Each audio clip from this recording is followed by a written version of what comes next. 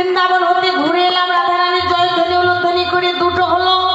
আর একটা বৃন্দাবন আমাদের দেহখানি, 83 কোষ বৃন্দাবন ধাম, দেহ বৃন্দাবন।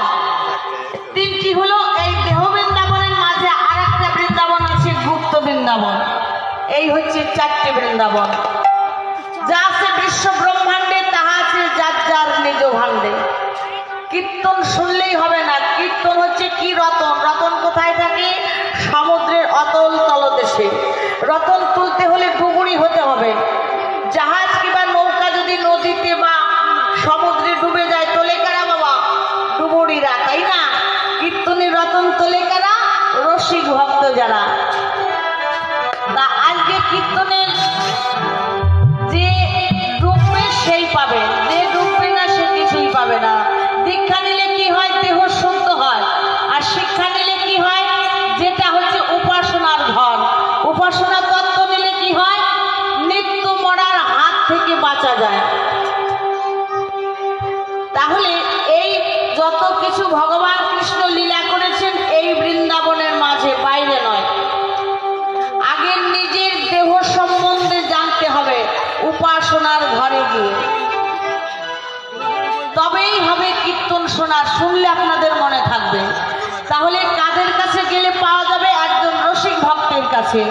সেই রসিক ভক্তকে বললেন, সখী হে রসিক বলায় কারে, আরে বিভিন্ন মশলা রসিক বলায় কারে, সুবর্ণের ঘটি রসে পরে পাশে সামলকে পুড়িয়া রাখি, খাইতে খাইতে পেট না ভরে তাহাতে ডুবিয়া থাকে। সেই রক্ত পালা দিবস রজনী আমিও লিখে খাই, খরচ করিলে দ্বিগুণ বাড়ে উচলি বহিয়া যায়। রসিক রসিক কহিতে বটে কেহ তো রসিক নয়, ভাবিয়া চিনিয়া গুনিয়া দেখিলে বুঝিতে বুঝিতে হয়। পণ্ডিতা দেখলে সোনা রসপতি কবিতে রসের খুব, রসিকে সোনা রসিকা পেলে দ্বিগুণ বাড়ায় মুখ। যুগে আসে যুগে যায়, যুগের খবর সোনা পায়, যুগের খবর রাখে যে রসিক জনা হলো সে। সেই তো হলো রসিক জনা, সেইটা হলো রসিক জনা। আরে সেই তো হলো রসিক জনা, সেইটা হলো রসিক জনা। ধনী যোগীর ঘরে বসে থাকে, সেই তো হলো রসিক জনা। যোগের ঘরে বসে থাকে, সেই তো হলো রসিক জনা। ধনী যোগীর ঘরে বিয়ান করে, সেই তো হলো রসিক জনা। যোগের ঘরে বিয়ান করে, এখনো দণ্ডনী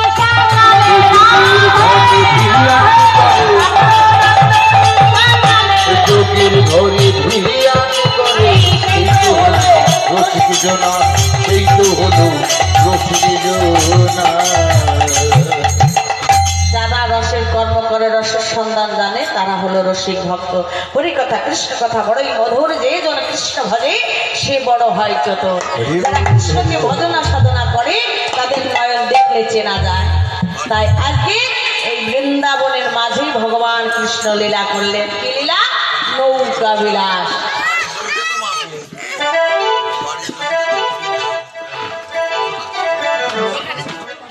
তা আজকে প্রথমে জানতে হবে যে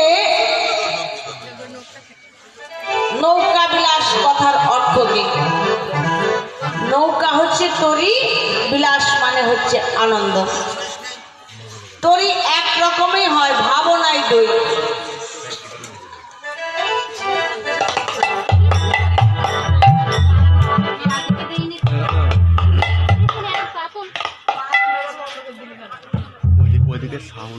নৌকা হচ্ছে তরী, বিলাস মানে হচ্ছে আনন্দ। তরী এক রকমই হয়, ভাবনাই দই। একখানা লীলা জগতের তরী, আর একখানা হলো ভজন জগতের তরী। লীলা জগতের তরীখানা কবিগণ গঠন করেছে, আর ভজন জগতের তরীখানা কবি কবিত্ব জগৎ কবি প্রাণ বল্লভ গোবিন্দ আবার গঠন করেছে। এই যে দেহতরী, তা এই দেহতরীটা কয়জনাই তৈরি করেছে? 3 জনা। কে কে? পিতা মাতা গুরুদেব। গুরুরূপী হলেন ভগবান। কটা বস্তু দিয়ে তৈরি করলেন? 18টা বস্তু দিয়ে তৈরি করেছে। 3 জনা 18টা বস্তু দিলেন। কে কত দিয়েছে? পিতা দিল 4, মাতা দিল 4। ভগবান তিনি দিলেন 10। এই 18টা বস্তু দিয়ে দেহ তৈরি হচ্ছে, দেহ তৈরি। পিতা কি দিলেন? মণি, মগজ, হাড়, শিরা। মাতা কি দিলেন? লোম, চামড়া, মাংস, নখ। আর গুরুরূপী ভগবান তিনি দিলেন 10 কি? চক্ষু, কর্ণ, নাসিকা, জিহ্বা, ত্বক, হস্তপদ, গুচ্ছ, লিঙ্গ, বাক। 10টা ইন্দ্র দিলেন। 5টা হচ্ছে কর্মেন্দ্রিয়, 5টা হচ্ছে জ্ঞানেন্দ্রিয়।